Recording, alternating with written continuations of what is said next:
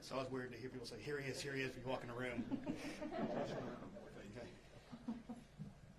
Okay, Russ, stay muted, okay? I will. All right. Good afternoon. I'll give you a quick update of where we stand, a couple of these things. I'm going to go over, for those of the two of you that were here earlier, I'm going to go over some of the numbers we had before. So we have the outward bounds of where we stand right now.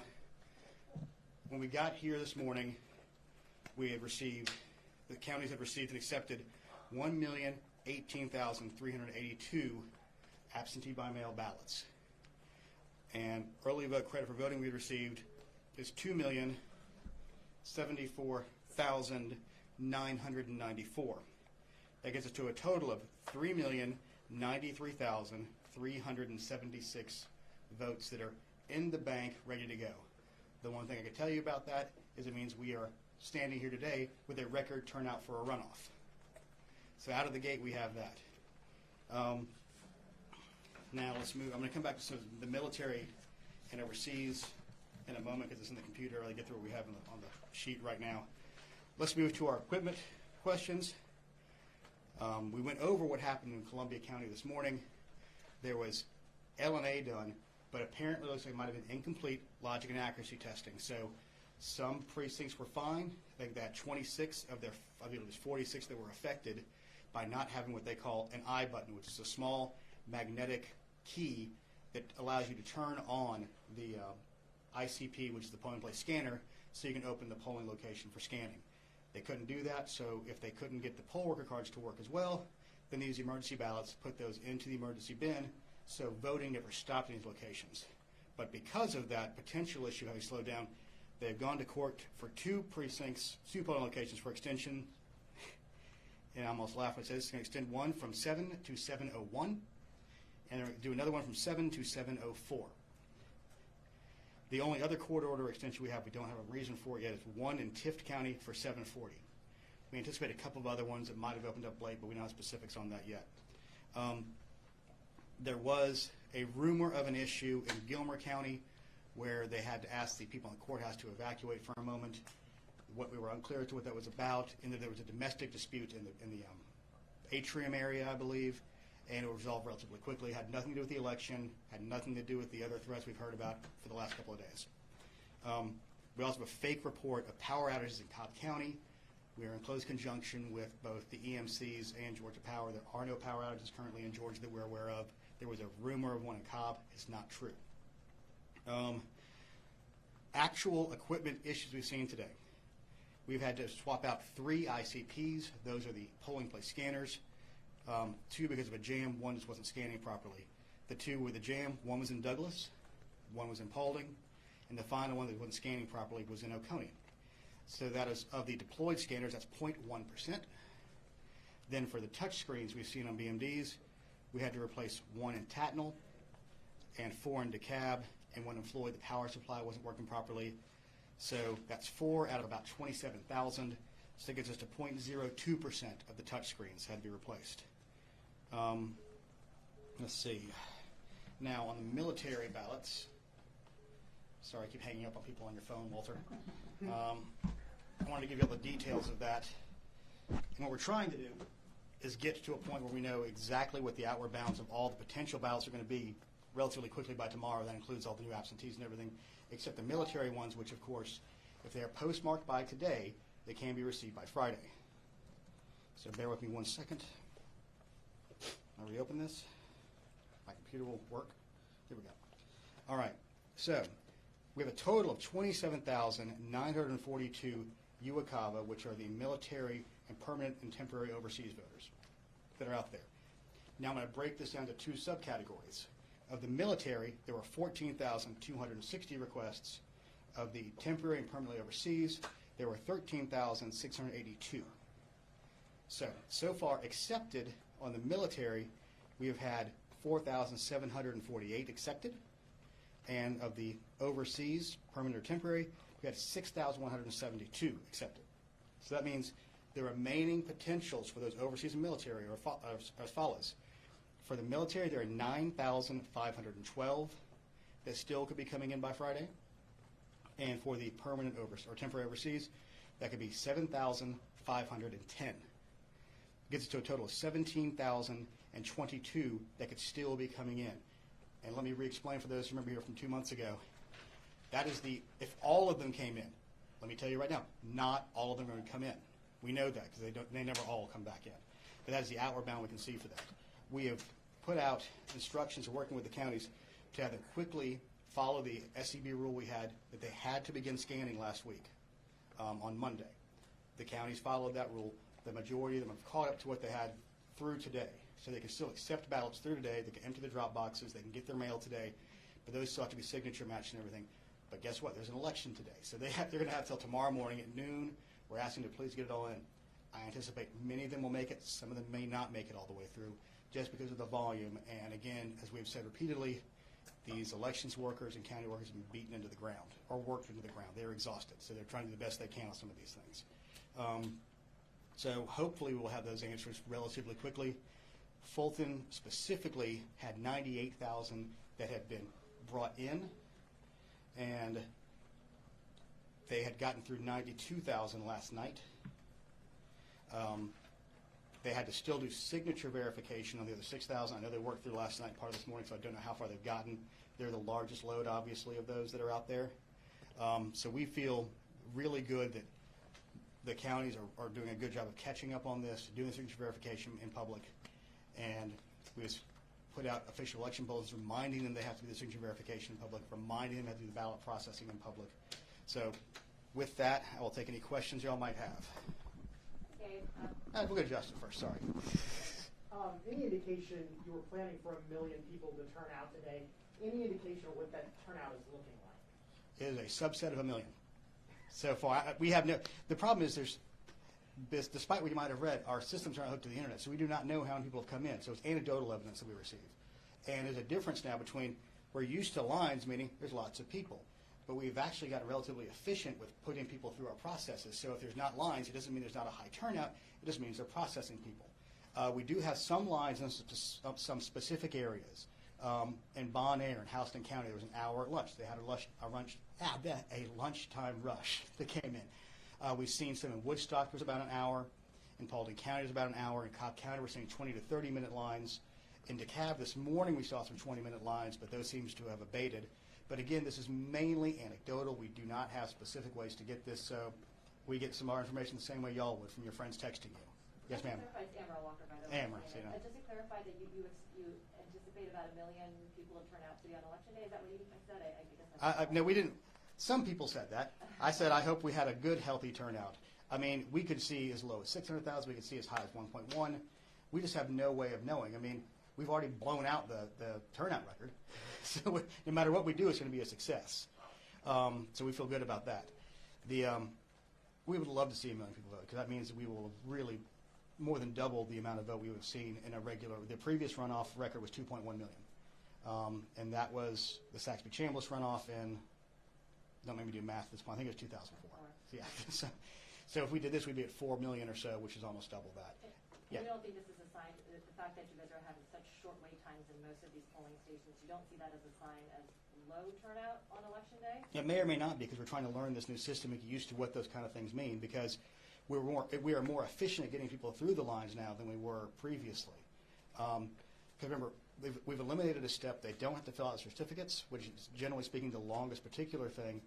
And when the only choke points we've seen are at check-in and potentially at the scanners. And if a poll manager is managing their poll location correctly, you should really only have them at the scanners because they can watch and see if there's one coming up at the check-in spot because they can watch and see at the scanners if there's a line building up. They can say, hold on for a second, now let people through. So that could be part of the reason you have a line. So that could mean there is heavy turnout there. But just because there's not heavy turnout, as an example, I had a friend who voted at 7:30 this morning at a Roswell location, and she came out and she was voter number 35 at 7:30, which means they were averaging one person a minute. So that's pretty efficient, and they're doing a pretty good job of getting people through. And if that's the morning rush, it's going to slow down again like we usually see. There's a rush in the morning, slows down that 10, 11 o'clock hour. People go on lunch break, it picks back up again. They're about 1 and lulls back down again. People start leaving work around 4 and it starts kicking back up again. So we have no way of knowing what voter behavior is going to be on this one. We do know that there are several of our large counties that had already reached over 80% of their turnout for the November election. Fulton, DeKalb being the two largest ones that did that. But again, we don't know what voter behavior is going to show on this. We hope people will go out and vote. And again, we want to reiterate, don't self-suppress your vote if you feel like it's not going to count. If you care about who wins these elections, one way or the other, please turn out and vote. As you've seen, we have relatively short lines in most places, so that it should be easy for you. Who else? Hey, Mark. Talked about wait times and turnout. They're kind of connected. Your line management tool, I believe, is showing 1 minute waits. One point of confusion is, I'm getting the question, well, if you know how long the line is, why don't you know what the turnout is? Can you explain how those systems work? Well, the line management in this particular case, too, is not as robust as it was in the November general election. We do not have as many techs who we can control and say, hey, do this. We're still sort of in a test module to kind of see how this all works. And what it is there's an app with a human being who's going and walking around going and asking the poll manager, how long is the wait?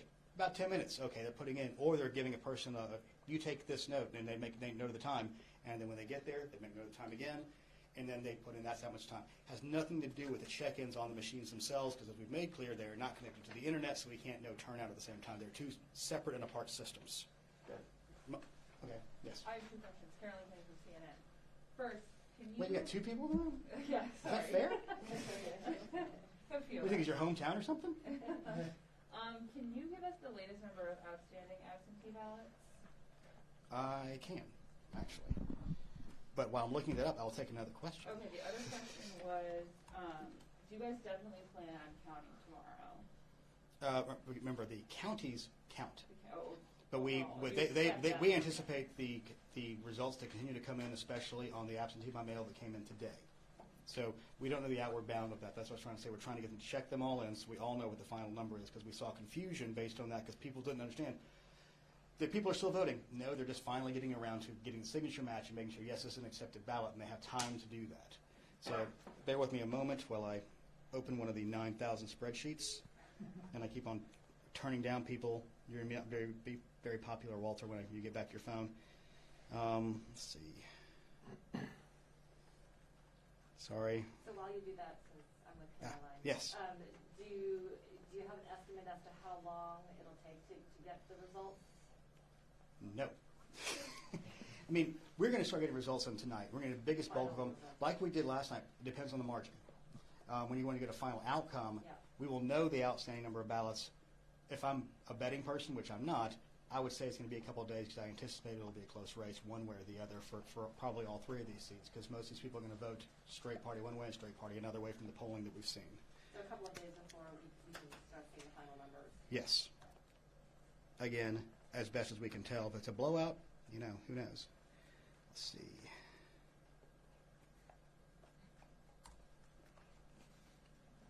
That's not right. Let me get back to, never mind. Let me see. Bear with me a second. I'm doing math on the fly, which again is always so exciting.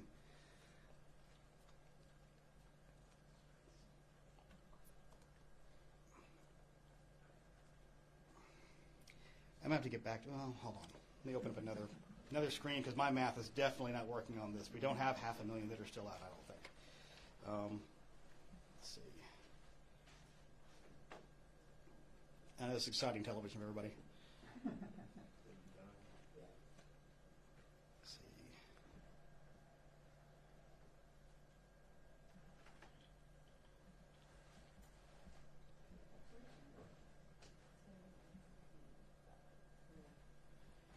Normally they have this in a nice, pretty PDF for me. They didn't do that today because they were busy doing other things.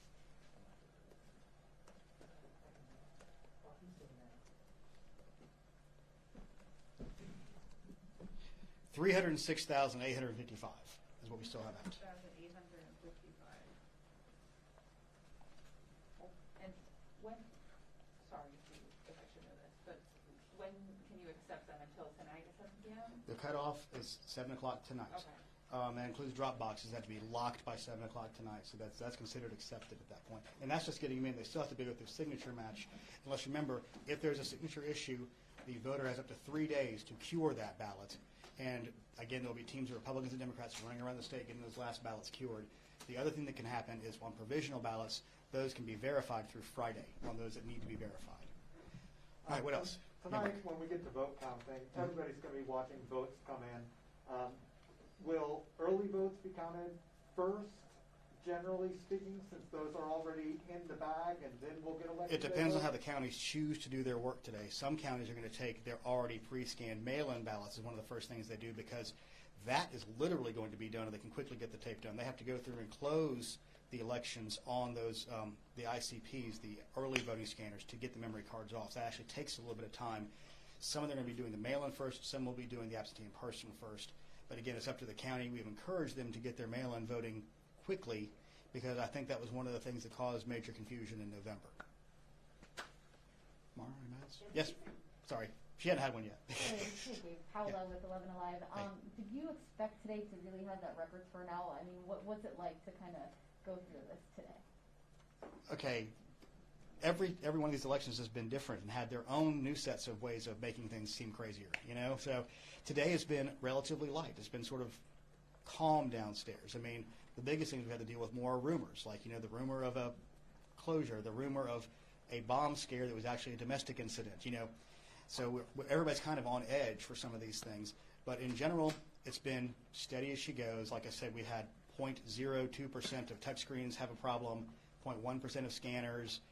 You know, our biggest issues are kind of like when a plane takes off and lands, are your two biggest things. We took off this morning, we didn't really have any poll pad issues other than a few user errors in some of those cases where, like, the encoder wasn't quite in exactly right and you had to wiggle it a little bit, kind of like, you know, when your iPhone gets older and you have to wiggle the cord so it starts to charge, that kind of thing. But in general, we haven't seen anything be too over-the-top crazy, which is good. We want steady, but we want to see that the people who want to cast their vote, that their votes are going to count and they turn out to vote today. Amar?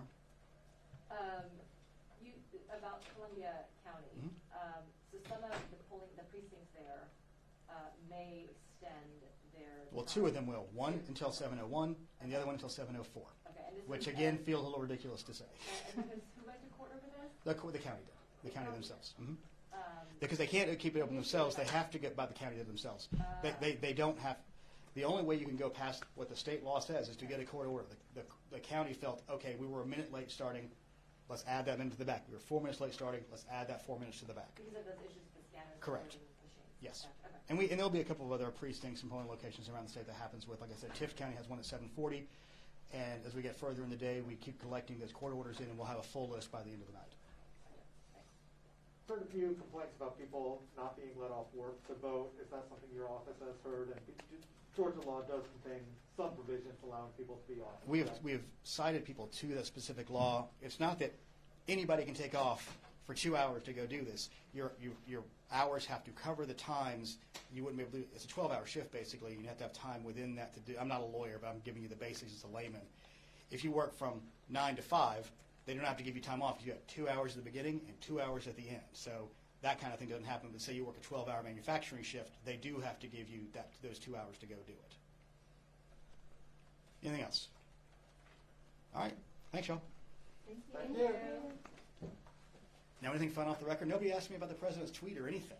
I guess that's old news at this point. Yeah, I guess it's old news now. And thanks again, guys. Okay, thank you. Thank you.